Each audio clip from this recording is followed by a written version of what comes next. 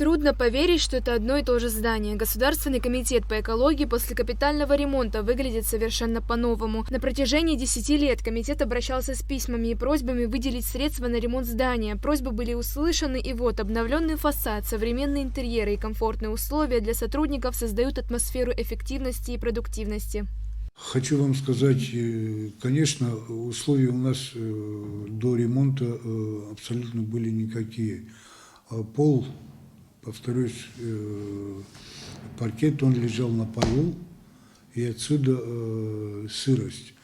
Окна были у нас алюминиевые с прокладкой. Прокладки уже давно иссохли, прокладки давно потрескались. Мрачно, холодно, сыро. Ну, о работе нельзя было говорить. Что за работа, если ты пришел на работе в пальто и еще и дрожишь? А после ремонта нам организовали на современном уровне такой ремонт. Теплый пол, кондиционер, пожалуйста, и все условия для работы. Мы и продолжаем работать в том же духе, только внутреннее желание прийти на работу и сделать что-либо у коллег увеличилось. Не все работы завершены до конца, но уже видны заметные изменения. Подрядчиком по ремонту комитета стал УКС.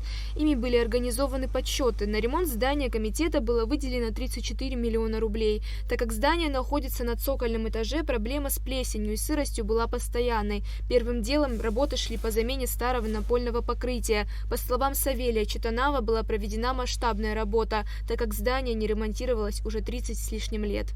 Для того, чтобы начать капитальный ремонт, а это есть на самом деле капитальный ремонт, специалисты пришли,